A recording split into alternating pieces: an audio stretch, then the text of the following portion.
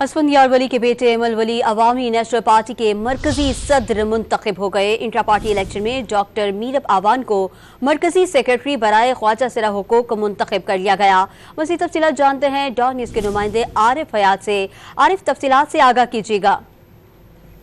जी बिल्कुल, अवामी national party के intra party इंतखाबात मुकम्मल हो गए और सेनेटर अमल वली खान अवामी नेशनल पार्टी के मरकजी सदर मुंतखब हो गए हैं। इंतहाई अहमियत के हामिल ये ओहदा है। इससे कबल असफंदियार वली खान मरकजी सदर थे, लेकिन इस बार उन्होंने इंट्रा पार्टी इंतखाबात में हिस्सा नहीं लिया और सियासत से किनारा कश हो गए। तो उनके साहिबजादे अमल वली खान जो सेनेटर भी है, उन्होंने इस ओहदे पर इलेक्शन लड़ा और वो कामयाब हो गए हैं। वो पार्टी के मरकजी सदर मुंतखब हो गए हैं। इससे कबल बेगम नसीम अली खान पार्टी की मरकजी सदर रह चुकी हैं।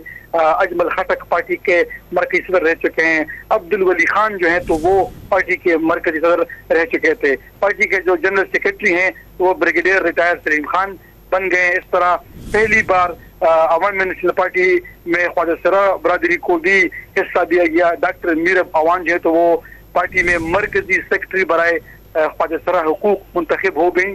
सरदार बाबक खारिजा उमूर के सेक्रेटरी बन गए और इंजीनियर एहसान जो है तो सेक्रेटरी इत्तलात बन गए। के साथ साथ जो समर हारून बिलोर है तो वो अवामी नेशनल पार्टी की मरकजी तर्जुमान बन गई।